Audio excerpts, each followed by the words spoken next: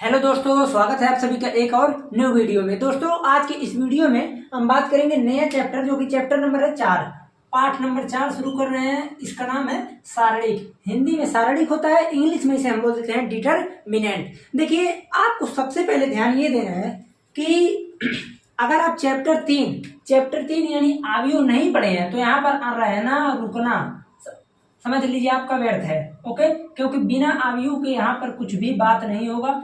आयु के आगे ही हम स्टार्ट करेंगे। तो सबसे पहले अगर आप लोग नहीं पढ़े हैं तो प्लेलिस्ट पूरा बना दिए हैं। मान के चलिए लगभग 14 या 15 लेक्चर है, जिनमें से कोई लेक्चर ये नहीं है कि 1 घंटा का है और कोई लेक्चर ये नहीं है कि ज्यादा बहुत बड़ा बड़ा है ना, बहुत ही छोटा है। कोई 30, 32, 18, 15, 16, 27 इसी मॉडल में है। तो आपको करना क्या है, उसको पहले देख लेना है, उसके बाद से इसको शुरू करना है। देखिए सारणिक होता क्या है, पहले हम इसका कुछ उपयोग बता दें, उसके बाद आप अभी तुरंत समझ जाएंगे कि हाँ ये अच्छी बात है। अब निकाल लेंगे।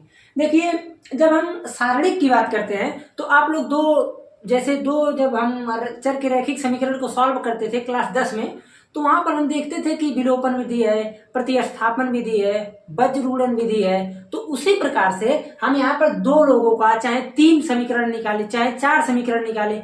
अब जब आप लोग अगर हायर मैथमेटिक्स से पढ़ेंगे तो आप लोगों को 4 4 5 5 निकालने को भी मिलेगा। तो सारणिक के और आव्यूह के सहायता से निकाल लेंगे। पहले आव्यूह बनाएंगे और उसी आव्यूह का सारणिक निकालेंगे तो आराम से वहां से हो जाएगा। सारणिक से हम त्रिभुज के क्षेत्रफल निकालते हैं, ठीक। उसके बाद इनवर्स निकालते हैं। इनवर्स यानी प्रतिलोम, व्युत्क्रमणी जो हम बता रहे थे, तो वहां से आप व्युत्क्रम निकाल सकते हैं किसी भी आव्यूह का।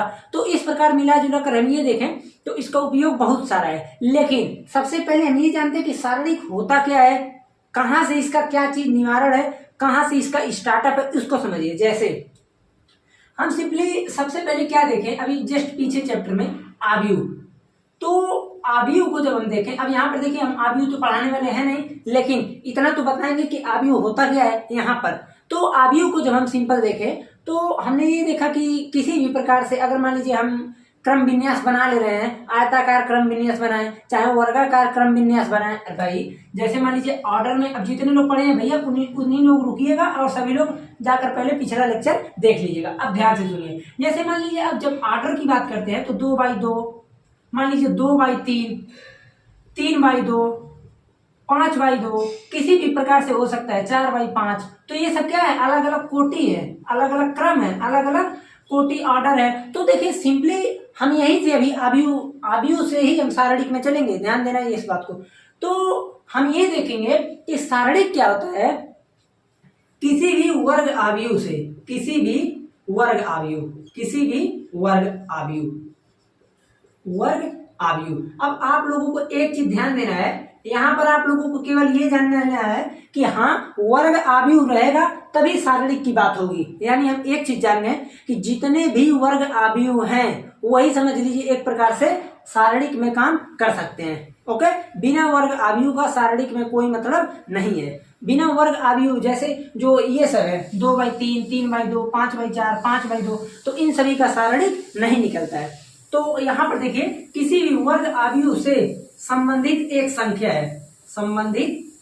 संख्या है, क्या चीज, सारणिक, संबंधित एक संख्या है। तो हम ये बोल सकते हैं कि सारणिक जो होता है किसी भी वर्ग आव्यूह से, ध्यान दीजिएगा इस बात को, किसी भी वर्ग आव्यूह, नहीं तो आप लोगों का गलत हो जाएगा, किसी भी वर्ग आव्यूह से संबंधित एक संख्या होता है सारणिक। आप लोगों को एकदम अच्छी तरीके से समझ में आ गया होगा। जैसे मान लीजिए हमने एक आव्यूह लिख दिया 2, 3, 5, 1, इस प्रकार से लिख दिया। फिर हमने कह दिया 5 - 1, 3, 2, 7, 5, इस प्रकार से लिख दिया। अब हम ये बोले आपसे कि दोनों में से ये बताओ कि सारणिक में किसका उपयोग में लेंगे, यानी कौन सा आव्यूह एक प्रकार से सारणिक बन जाएगा भी आगे चलकर।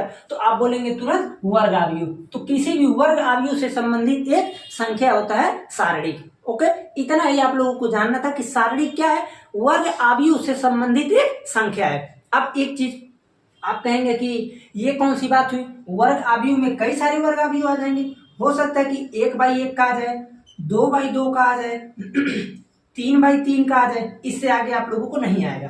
तो 3 प्रकार से वर्ग अवयव मिल सकते हैं आपको। ओके, तो अब 3 प्रकार से अगर मिलते हैं तो कौन सी संख्या हुई, कैसी संख्या हुई, अब क्या होगा। तो देखिए आप लोगों को ध्यान से समझना है इसे।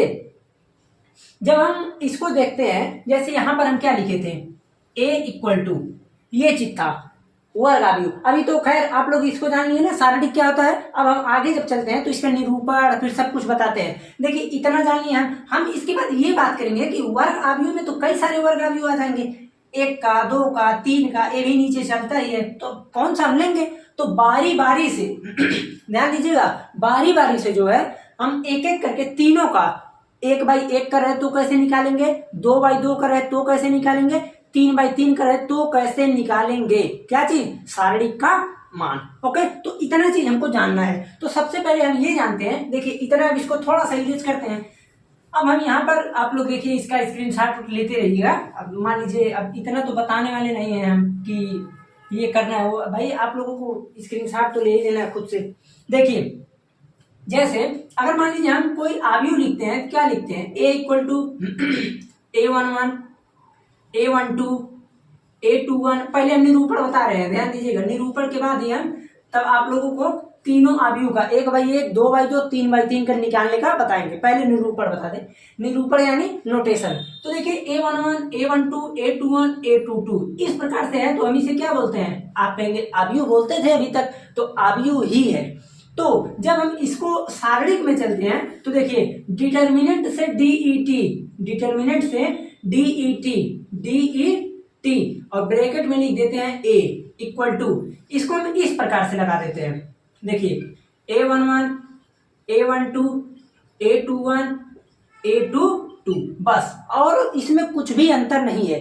अगर हम सारणिक में रहेंगे तो हम लिख देंगे डिटर्मिनेंट ऑफ a, और यहां से ये जो इधर मुड़ा है चारों जगह, इनको सभी को हटा देंगे। ठीक, यही होता है आप लोगों का निरूपण का प्रकार। और सब आप सब ये सब जानते ही हैं कि ये a11, a12, a21, a22 ये सब क्या चीज है, पता है ना आपको। ये सब क्या है, आप कहेंगे कि अवयव है, यानी किसी भी अवयव का एलिमेंट है अवयव।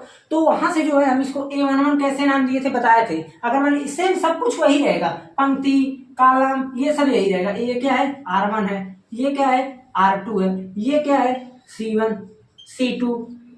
इसीलिए ये चूंकि पहला है तो इसलिए देखिए रो में भी पहला, C1 में भी पहला 1 आ गया है। ये तो ये सब नामकरण सेम है। ये हमको केवल अवयव में, सॉरी, जब हम सारणिक में चलेंगे, जब सारणिक में चलेंगे तो हमको केवल ये देखना है कि ए को हम लिख देंगे DET A।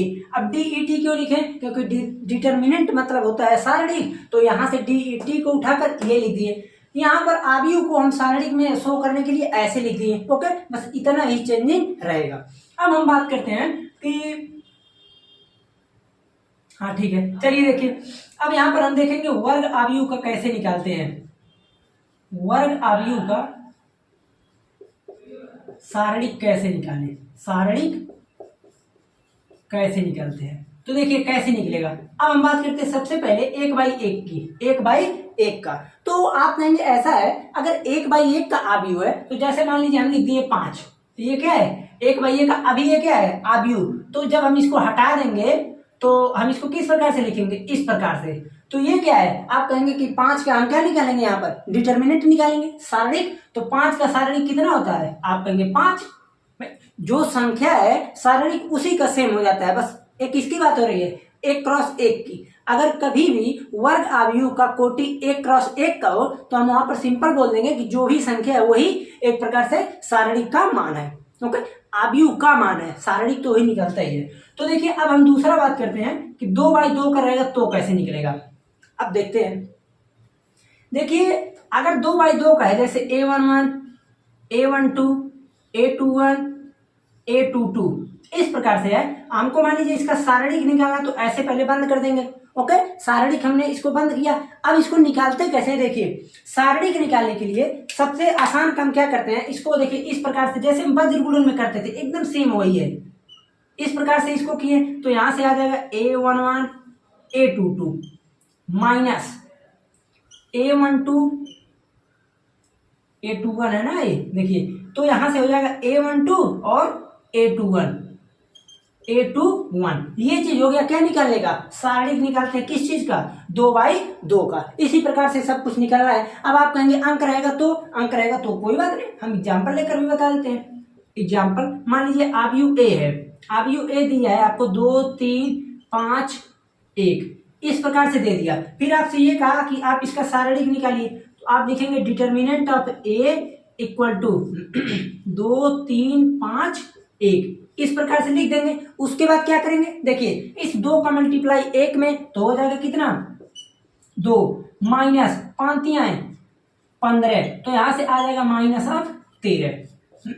ओके, इस प्रकार से हम किसी भी 2x2 के अवयव का सारणिक आसानी से निकाल सकते हैं। आपको सिर्फ और सिर्फ ये ध्यान देना है कि बीच में यहाँ हमेशा निगेटिव लगेगा। हाँ एक चीज और, कुछ बच्चे होंगे अपवाद, तो वो भी बताना पड़ेगा। अब आप कहेंगे अपवाद क्या होता है, जैसे मान लीजिए हम कह दिए इस प्रकार से 5 - 3 2 - 5 तब कैसे होगा, कोई बात नहीं, बहुत ही आसान है। हमको केवल और केवल अंक को ध्यान देना है। जैसे जो चीज लिखा है देखिए 2 - 5 हमारा नियम क्या है, आप कहेंगे पहले इसका मल्टीप्लाई हम इसमें करेंगे इसका मल्टीप्लाई इसमें करेंगे तो आएगा कितना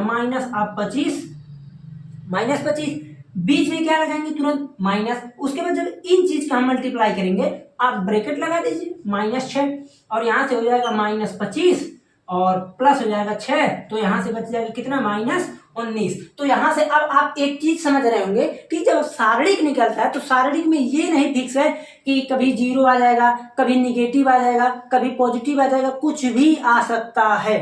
ओके, इन सब चीजों को थोड़ा थोड़ा आप लोग ध्यान दीजिएगा, नहीं तो कहेंगे बाद में कि ये कौन सा संख्या आ गया। तो आपको ध्यान देना कि कुछ भी आ सकता है।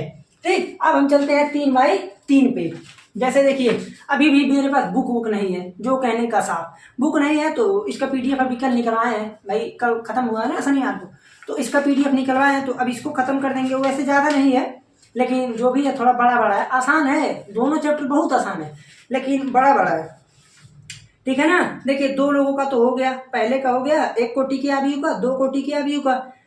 अब उसके बाद हम चलते हैं, देखिए कुछ छूटने ना पाए और क्या, जैसे हम एक चीज बता दिए, हाँ डिटर्मिनेंट ऑफ ए हो गया, मॉड ऑफ ए हो गया। देखिए कहीं कहीं आप लोग एक चीज समझ लीजिए, जैसे हम यहाँ पर जो लिख रहे हैं डिटर्मिनेंट ऑफ ए, कहीं कहीं इसी को इस प्रकार लिखता है, ये भी वही है, डिटर्मिनेंट ऑफ ए की जगह लिख सकते हैं। जब त्रिभुज में आप लोग चलेंगे यानी त्रिभुज का जब क्षेत्रफल निकालेंगे तो कहीं कहीं आपको यही चीज इस प्रकार डेल्टा बन के दिखेगा। ओके, तो इन तीनों में आप लोगों को 3 नाम इसका है, तो ये तो बताएं, ये भी बता चुके कि मॉड लगा देते हैं। अब इसको मॉड मत पड़ेगा, अभी नहीं बताया क्या, देखिए इस प्रकार बताया है, लेकिन ये मॉड नहीं है, ये क्या है डिटर्मिनेंट है। अधिकतम बच्चे टीचर बहुत लोग मॉड पढ़ देते हैं, मैं खुद यहाँ कभी कभार मॉड ही बोल दूंगा, तो मॉड नहीं होता है, वो क्या होता है डिटर्मिनेंट होता है। तो आप लोग इसको समझिएगा डिटर्मिनेंट। ठीक, देखिए एक चीज फायदा हो गया ना, डिटर्मिनेंट होता है। ओके, तो अब हम चलते हैं किसका 3x3 का निकालने के लिए कैसे निकालते हैं। 3x3 का बहुत आसान होता है, बस आपको थोड़ा एग्जांपल लेकर हमको समझाना पड़ेगा।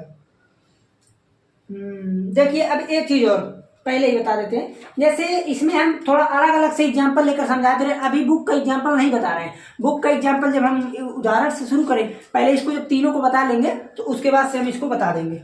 ठीक, तो चलिए देखिए अब हम बात करते हैं 3x3 का। इसमें थोड़ा सा आपको समझना पड़ेगा 3x3 में, क्योंकि माइनस प्लस का घोटाला होता है। चलिए देखिए घोटाला का मतलब अभी आप देखेंगे तो समझ जाएंगे।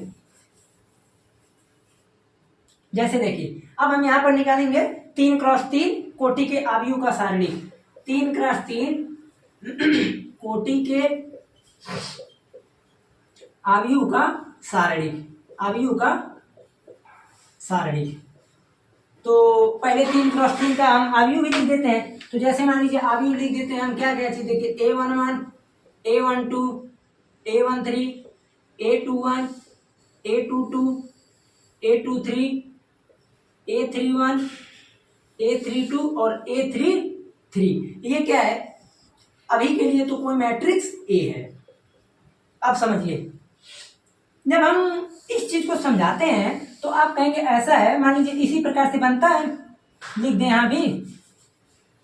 जैसे मान लीजिए हम अब इसको यहाँ पर थोड़ा समझा देते हैं, उसके बाद समझिएगा। ये क्या है, आप कहेंगे R1 यानी पंक्ति है ना, ये क्या है R2, ये क्या है R3, ये क्या है देखिए, ये चीज C1, ये पूरा क्या है C2, ये क्या है C3। तो अब इसमें आप लोग एक चीज समझिए, इसमें जब हम इस चीज को तोड़ते हैं, जब ऐसे अगर 3/3 का आयु का हमको निकालना है तो कैसे निकालेंगे, इसके लिए आपको सिंपल ध्यान देना है कि हम जब भी तोड़ेंगे तो देखिए या तो R1 के सापेक्ष प्रसार करेंगे, या तो R2 के सापेक्ष प्रसार करेंगे, या तो R3, या तो C1, C2, C3, यानी मेरे पास 6 तरीके हो जाएंगे। 6 तरीके क्यों हुए, क्योंकि 3 पंक्ति है और 3 कॉलम है। जितने पंक्ति होते हैं या जितने कॉलम होते हैं दोनों को एडिशन कर लीजिए, उतने प्रकार से हम इसको क्या कर सकते हैं, प्रसारित करेंगे।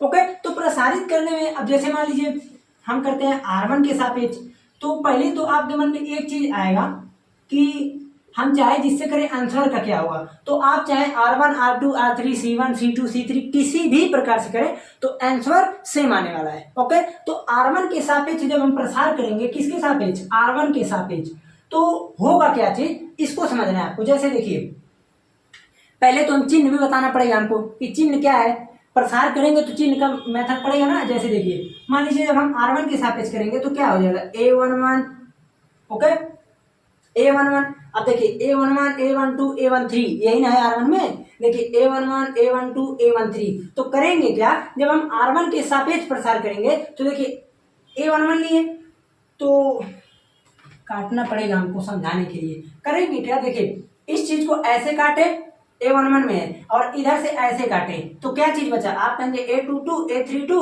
यही बचा। क्या क्या बचा, देखो सब ध्यान से देखना, A22, A23 और A32, फिर उसके बाद A33। ओके, ये चीज बचा।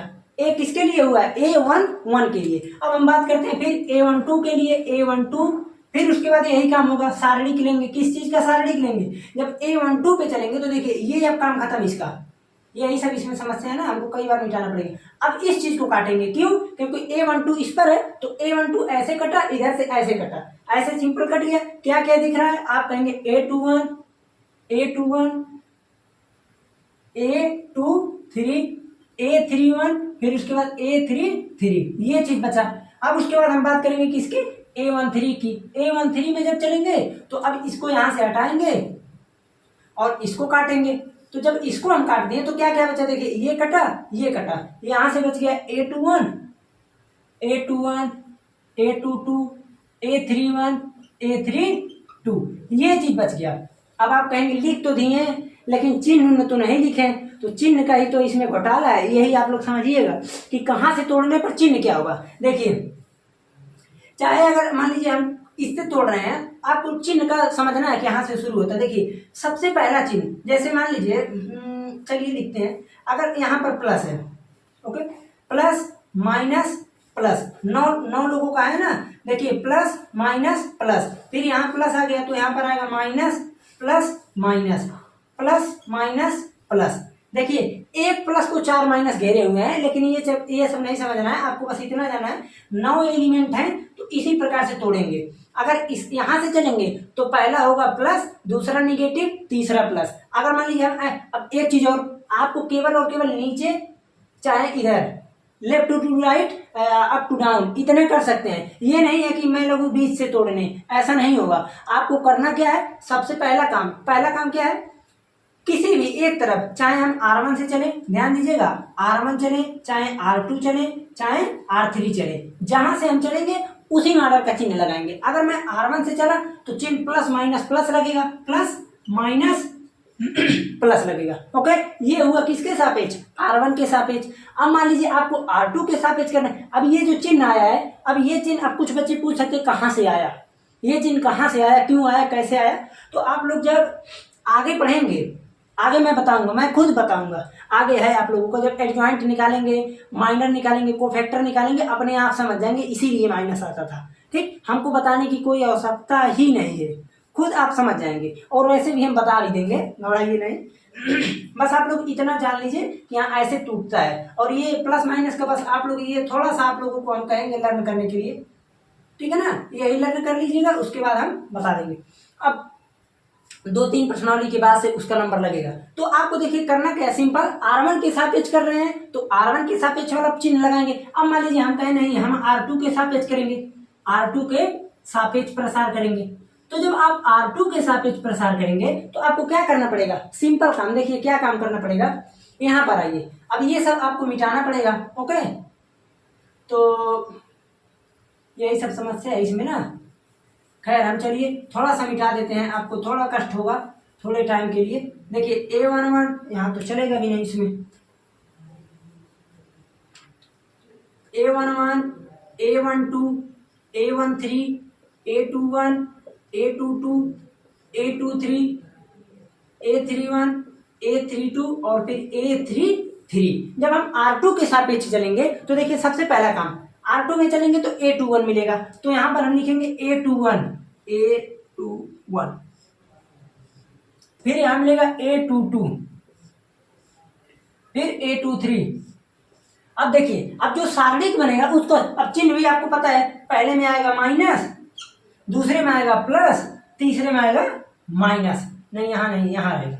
चिन्ह भी आपको पता है। तो अब जब पहला लिखेंगे तो देखिए आपको करना क्या है, पहला ये है ना A21, तो इसको पूरे को काटिए, इस पूरे को ढक लीजिए, पूरे को ढकना है। ओके, और इधर से इस पूरे को ढक लीजिए, तो आप देखेंगे क्या चीज बचेगा, आप कहेंगे यही, जब इधर से ये लाइन खत्म हो गया, इधर से ये लाइन खत्म, ये खत्म, तो क्या बचा, A12, A13, A32, A33। तो देखिए A12, फिर उसके बाद A13, फिर उसके बाद A32, फिर A33। ओके, क्यों बचा है, क्योंकि जब यहाँ पर मान लीजिए हम इसको लिए A22 को, ये ढके, यहाँ से ये चीज और ये चीज बच गया केवल, ठीक, हाँ एक कटे, ये दोनों बचा। अब उसके बाद हम A22 को जब लेंगे तो देखिए A22 में क्या होगा, A22 में बहुत ही आसान है, ये कटा, तो क्या क्या बचा, आप कहेंगे A11 बच गया, A11, A13, A31,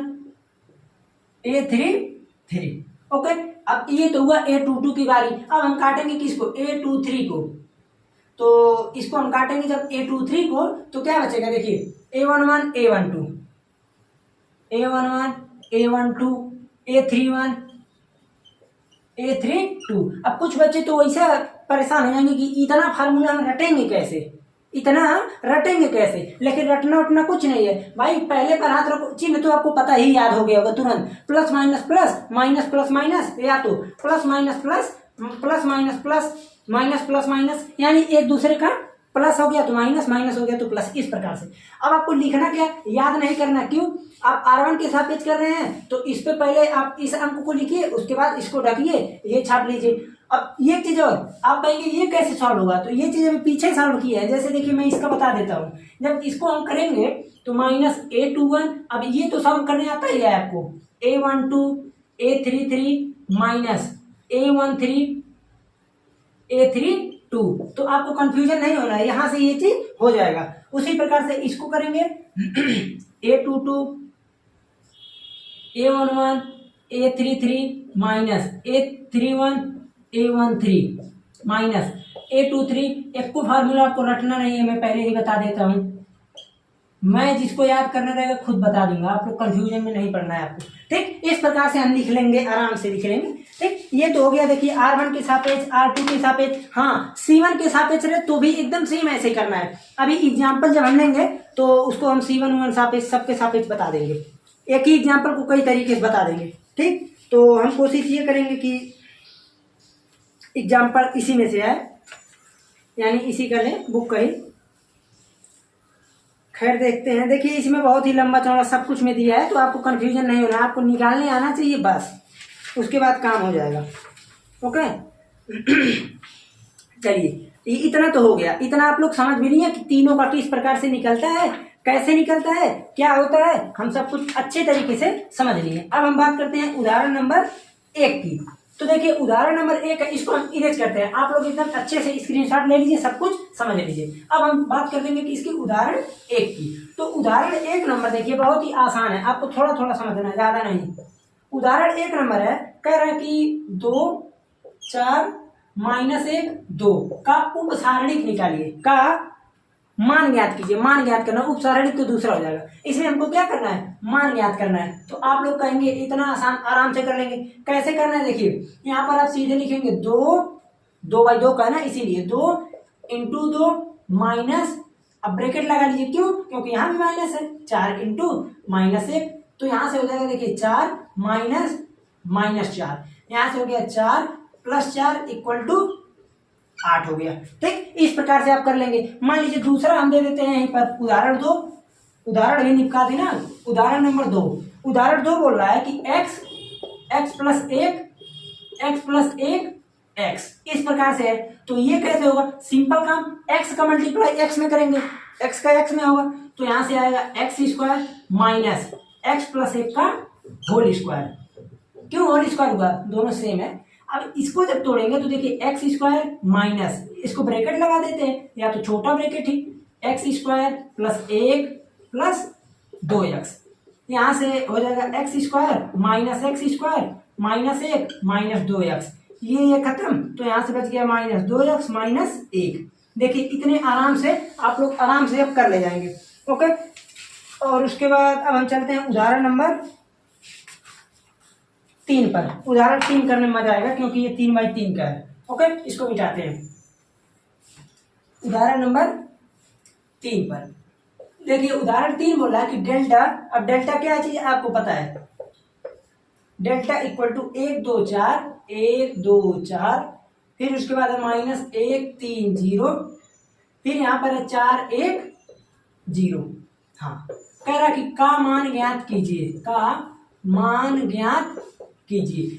आप लोग को करना क्या है इसमें? देखिए मैं तो आप लोगों को अभी आसान तरीका भी बताऊंगा, सबसे कठिन तरीका भी बताऊंगा, सब मॉडल से बताऊंगा। अब इसको हम सोच रहे हैं, देखिए एक और उदाहरण है, चलिए 1 2 और उदाहरण है, खैर कोई नहीं, हम पूरा बताते हैं। देखिए सबसे पहले हम लिखेंगे क्या, आपको पता है ये R1, ये R2, ये R3, C1 C2 C3, तो हम लिखेंगे R1 के सापेक्ष। अब देखिए R1 के सापेक्ष नहीं करना है आपको, जिस रो में या फिर जिस पंक्ति में सबसे ज्यादा 0 हो, आप उसी रो को या पंक्ति को उठा लीजिए। आप ये देख रहे हैं कि यहाँ पर C3 में 2 0, तो लिखिए आप C3 के सापेक्ष प्रसार करने पर, सापेक्ष प्रसार करने पर। अब ऐसा क्यों हो रहा है? क्योंकि आपको पता होना चाहिए कि यहाँ पर हम दोनों को लिख करके उसके बाद मल्टीप्लाई कर रहे हैं, तो 0 है तो ये सबको 0 कर देगा। कैसे? देखिए यहाँ पर है 4, अब हम इसके सापेक्ष चल रहे हैं यहाँ से, तो आपको ध्यान देना है, तो लिखेंगे आप 4, फिर मॉड बनाएंगे, किसका मॉड नहीं, डिटर्मिनेंट। देखिए इसके सापेक्ष चल रहे हैं, तो ये कटा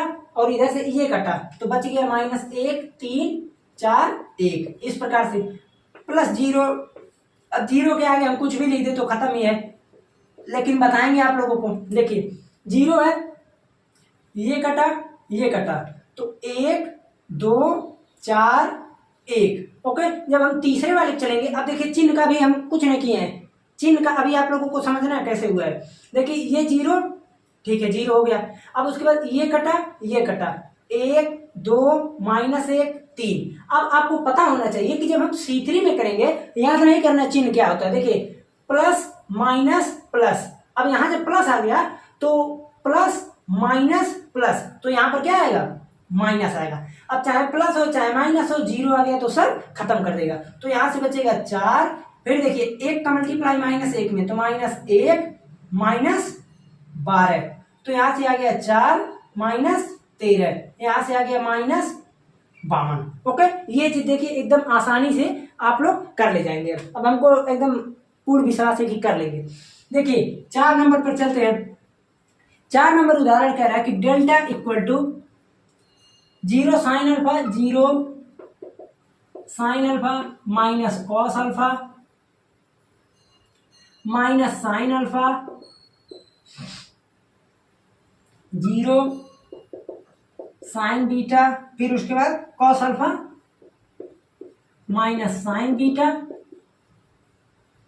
फिर उसके बाद है 0। कह रहा है कि इसका मान ज्ञात कीजिए। तो देखिए आपको क्या करना है, जिसके सापेक्ष 0 ज्यादा हो, तो आप ये देख रहे हैं ये 1 2 हर में 1 1 0 ही पड़ रहा है, तो हम डायरेक्टली किसके सापेक्ष कर देते हैं, R1 के सापेक्ष प्रसार करने पर, R1 के सापेक्ष प्रसार करने पर, सापेक्ष प्रसार करने पर। तो जब हम R1 के सापेक्ष प्रसार करेंगे तो आप क्या करेंगे, देखिए पहला चिन्ह होगा प्लस का, तो लिखेंगे हम +0। अब प्लस को तो लिखेंगे नहीं, 0 लिखेंगे, तो देखिए ये इधर से, अब 0 में देखिए कौन सा, ये वाला आ गया रो, नहीं ये वाला आ गया कॉलम, और ये वाला आ गया रो, तो यही 4 बचे, तो चारों में से क्या करेंगे, लिख लीजिए 0 sign beta minus sign beta, फिर 0, फिर उसके बाद देखिए प्लस, फिर इसमें माइनस, माइनस साइन अल्फा।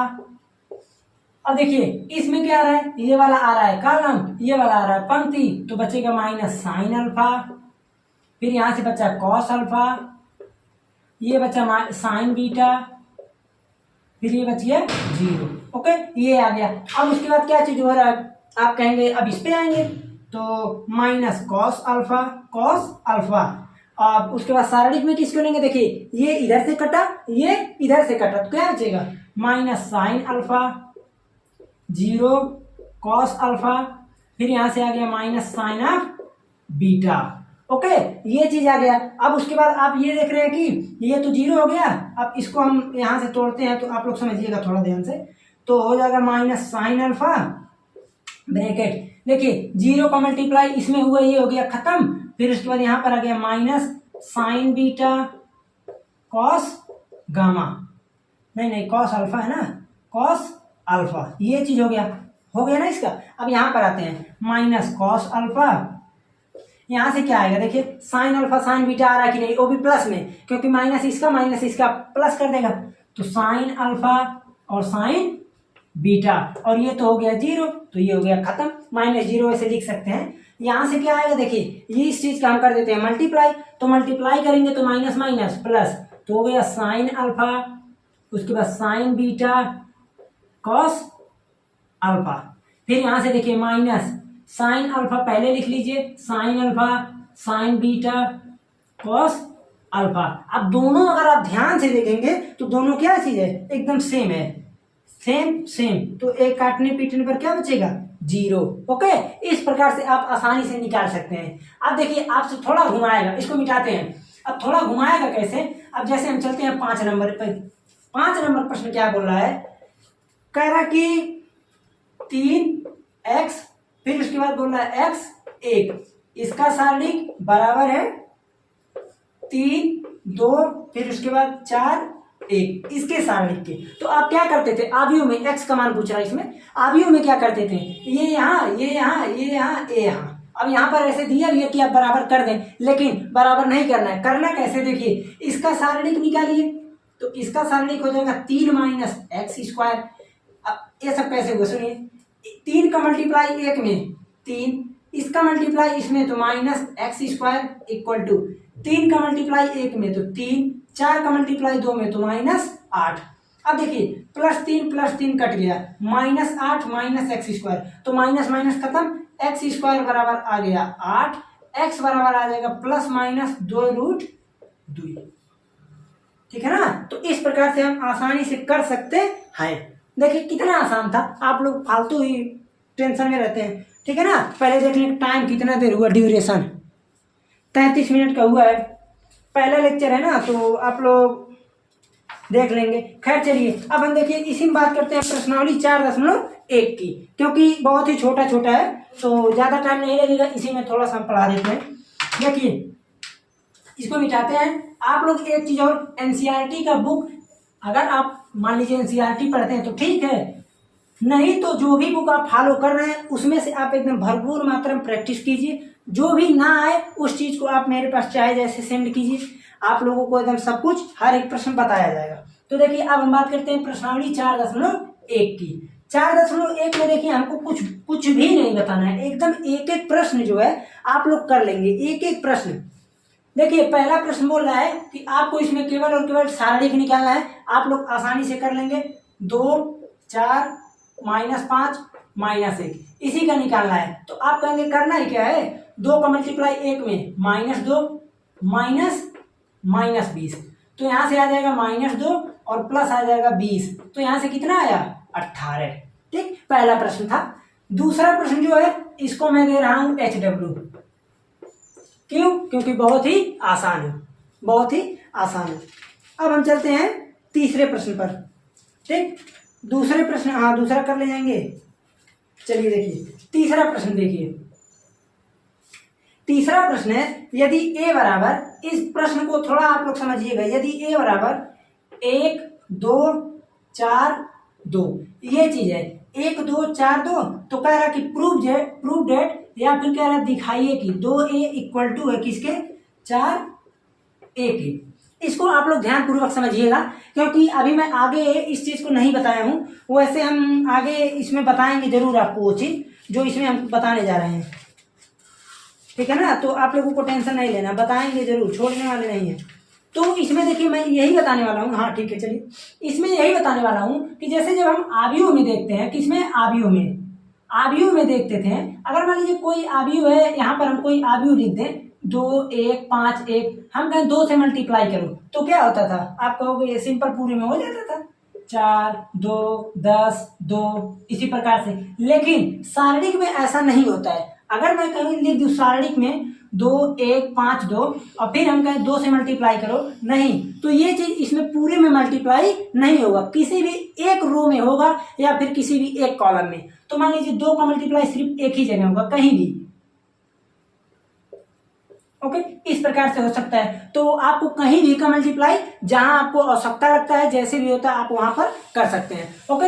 इसीलिए ये चीज दी है, क्यों, देखिए कह रहा है कि 2a का एक बार सारा लिख लीजिए, एक बार 4 को अलग करके a का सारा लिख लीजिए। तो आपको करना क्या है, देखिए पहले हम 2 से इसमें मल्टीप्लाई करेंगे, 2a इक्वल टू 2 4 8 4। अब कुछ बच्चा लोग तो कंफ्यूज कहेंगे, आप अभी बता रहे हैं कि सारणिक में मल्टीप्लाई किसी एक रो में अथवा एक पंक्ति में होता है, तो आप दोनों में क्यों किए। तो भाई साहब ये अभी आव्यूह की बात हो रही है, देखिए कैसा बनाया चित्र, आव्यूह का है ना, सारणिक का नहीं है, सारणिक सिंपल सीधा साधा होता है। तो अब हम इसका क्या चीज लेंगे, आव्यूह। तो जैसे ही हम इसका आव्यूह सॉरी सारणिक लेंगे तो इस प्रकार से हो जाएगा, देखिए 2 4 8 4।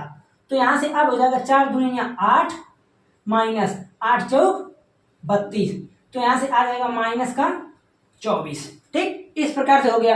अब यहां पर देखिए 4a, अब a का ले लेते हैं सारणिक, तो a का सारणिक कितना होगा, देखिए लिख देते हैं, a का सारणिक कितना होगा, आप कहेंगे 2 का मल्टीप्लाई 1 में तो 2, 4 का मल्टीप्लाई 2 में तो -8, यहां से आ गया -6। तो यहां से इसलिए आ गया, जब -6 आ गया तो अब आप इसमें अगर रख दें तो 2a का मान कितना आया, देखिए -24 इक्वल टू 4a 4 -6, तो यहां से आ गया -24। आप लोगों को केवल और केवल यहाँ पर एक एकदम बढ़िया तरीके से याद करना है कि सारणिक में जब हम सारणिक की बात करते हैं, चल जाओ भैया कहाँ है, धोखा दे रहे हो, सारणिक की बात करते हैं, जब तनिक भी भीग गया तो नहीं चल सकता है। जब हम सारणिक की बात करते हैं, किसकी बात, सारणिक की, तो वहां पर हमको ये ध्यान देना है कि मल्टीप्लाई जो भी हम करते हैं, मल्टीप्लाई वो किसी भी एक में लगता है, किसी भी एक रो में अथवा किसी भी एक कॉलम में, इस चीज को आपको ध्यान देना है, ओनली फॉर एक में, 2 में नहीं लगेगा, एक ही में लगेगा, चाहे आप जिस रो में मन करे उसमें लगा। तो कॉमन वॉमन लेने में बहुत फायदा रहता है ना, जैसे मान लीजिए किसी एक से कॉमन लेनी है हम, तो खैर इस चीज को हम बताएंगे एकदम, भले इसमें अगर नहीं भी दिया होगा तो हम बताएंगे। अब देखिए हम बात करते हैं चौथे प्रश्न की। चौथा प्रश्न एकदम सिमिलर है। चौथा प्रश्न जैसे 2x2 का पढ़े हैं तो यहाँ पर 3x3 का है, तो आप अगर चाहें तो कर सकते हैं चौथा प्रश्न। वैसे खैर हम बता देते हैं 4 नंबर प्रश्न, अगर अच्छे से पढ़े हैं तो आप कर ले जाएंगे, कोई भी समस्या किसी भी प्रश्न में नहीं होने वाला है। देखिए 4 नंबर प्रश्न क्या है, कह रहा कि यदि a बराबर 1 0 1 0 1 2 0 0 4, ये चीज है किसका, a का मान। तो कह रहा है कि आप सिंपल क्या चीज निकालिए, 3a equal to 27 mod of a। अब फिर थोड़ा दूसरे तरीके से बताएं, कंफ्यूज नहीं होइएगा, दोनों तरीका सेम है, दोनों से कर सकते हैं। हम क्या करेंगे, 3a लिखेंगे यहाँ पर, देखिए 3a इक्वल टू 3 0 3 0 3 6 0 0 12 हो गया। आप कहेंगे बिल्कुल हो गया, कोई समस्या नहीं। अब देखिए मैं क्या बताया हूं कि इसमें सारणिक में क्या है, मल्टीप्लाई करेंगे तो किसी एक रो में होगा अथवा किसी एक कॉलम में होगा। तो हम यहां से क्या करेंगे, इस रो से, देखिए ध्यान दीजिएगा, किससे, R1 से, R1 वाली रो से हम 3 को लेंगे कॉमन, तो जब 3 को कॉमन लेंगे तो 3 आएगा बाहर, R1 आने से केवल ले रहे हैं, R2 से जब 3 को कॉमन लेंगे तो फिर 3 आएगा बाहर, इससे 3 कॉमन लेंगे तो फिर 3 आएगा बाहर, तो क्या चीज बचेगा, देखिए 1 0 1 0 1 2 0 0 4। यही चीज बचा कि नहीं? तो यहाँ से अब आप लिख देंगे इसको 27 और फिर लिख देंगे 1 0 1 0 1 2 फिर 0 0 4 इस प्रकार से। अब जब इसका आप सारणिक लेंगे तो क्या चीज लिखेंगे? डायरेक्ट लिखेंगे 3 a का सारणिक बराबर हो जाएगा 27 a। तो एमसीक्यू क्वेश्चन में ऐसे ही पूछता है कि अगर मान लीजिए कह दिया कि किसी सारणिक में कोई सारणिक है 3/3 का, खैर ये आगे का क्वेश्चन है, 3/3 का कोई सारणिक है, p से सब में मल्टीप्लाई है, तो ये बताइए कितना बाहर आएगा? तो अब आप कहेंगे कि जब 3/3 का है और अगर p सभी में है तो आप कहेंगे p ले लेंगे एक बार रो 1 से, फिर ले लेंगे p रो 2 से, फिर रो 3 से, तो यहाँ पर p क्यूब हो जाएगा और जो रहेगा वो तो रहेगा ही रहेगा। तो वही चीज तो है, 3 a था तो तीनों में से कॉमन लिए तो 3 का क्यूब a बाहर आ गया। ठीक, इस प्रकार से आसानी से कर सकते हैं। 5 नंबर प्रश्न देखिए, बहुत ही आसान प्रश्न है, सारणिक निकालना है, आसानी से कर लेंगे, मैं नहीं बताने वाला हूँ। 6 नंबर भाई प्रश्न एकदम सेम वही है। 7 नंबर प्रश्न में जैसे हम x का मान निकालने के लिए अभी एग्जाम्पल में बताए हैं, एकदम सेम ऐसे ही एग्जाम्पल की तरह वैल्यू निकालने वाला है।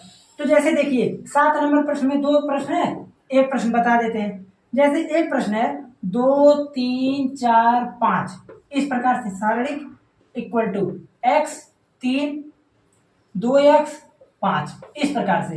तो करना क्या है आपको? सिंपल मल्टीप्लाई कीजिए, 5 दूनी 10 माइनस 4 3 12 इक्वल टू 5 का मल्टीप्लाई x में 5x माइनस 6x। ठीक है ना? हाँ ठीक है।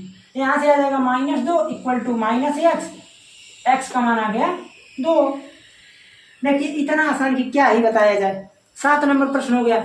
8 नंबर प्रश्न पर चलते हैं। 8 नंबर बहुत ही आसान है, वही प्रश्न ही है एकदम सेम। 8 नंबर प्रश्न कह रहा है कि x 2 18x बराबर यहाँ से है 6 2 18 6। अब देखिए आपको करना क्या है, आप लोग कंफ्यूज नहीं होइएगा। आप ये चीज अगर सारणी नहीं होता तो हम डायरेक्टली बराबर कर देते कि x का मान 6 आएगा दोनों जगह से, लेकिन यहाँ पर क्या है सारणिक निकालेंगे तो आएगा x² - 36 इक्वल टू यहाँ पर आ जाएगा 36 माइनस 36, ये तो हो गया 0। तो x² - 36 इक्वल टू 0, तो x² बराबर 36, तो x बराबर कितना आएगा 6। अब सभी लोग खुश, विकल्प में दिया है 6 + -6 -6 0। क्या क्या विकल्प दिया है? +-6 6 -6 0। तो सभी लोग खुशहाली के मारे 6 मार देंगे। नहीं, क्यों? क्योंकि x² है, द्विघात है, द्विघात में प्लस माइनस दोनों आता है, तो इसका सही आंसर हो जाएगा +-6। ओके, अब देखिए इतना आसानी से सब कुछ हमने सीख लिया। हमने इस लेक्चर में क्या सीखा एक बार रिव्यू कर देते हैं, दोहरा देते हैं। सिंपल हमने ये देखा कि सारणिक क्या होता है। सारणिक का नोटेशन में हमने सिंपल देखा DET डिटर्मिनेंट लिख देते हैं, और या तो हम सारणिक बना देते हैं डिटर्मिनेंट टाइप का, और या तो हम ट्रायंगल त्रिभुज बना देते हैं जिसे डेल्टा बोलते हैं। इतना करने के बाद हम ये देखेंगे कि 1/1 का कैसे निकलता है, वही सेम एलिमेंट हो जाता है। 2/2 में हम मल्टीप्लाई करके निकाल लेते हैं, और 3/3 में R1 R2 R3 C1 C2 C3 के सापेक्ष प्रसार करते हैं। उसी पे एकदम बेस सब कुछ एग्जाम्पल पढ़ लिया। हाँ, एक चीज हमने पढ़ा कि मल्टीप्लाई के लिए आपको ध्यान ये देना है कि मल्टीप्लाई केवल एक रो में अथवा एक कॉलम में ही होगा। ओके, ये चीज सीख लिया। कल के लेक्चर में हम ये देखेंगे कि त्रिभुज का क्षेत्रफल कैसे निकलता है। त्रिभुज का क्षेत्रफल कैसे निकलता है, वो भी सारणिक की मदद से। ओके, तो चलते हैं, मिलते हैं फिर कल के लेक्चर में। आप लोग चैनल पर बने रहिए, चैनल को सब्सक्राइब कीजिए, दोस्तों तक शेयर कीजिए, मस्त से पढ़िए। जो भी समस्या हो कमेंट में जरूर बताइएगा।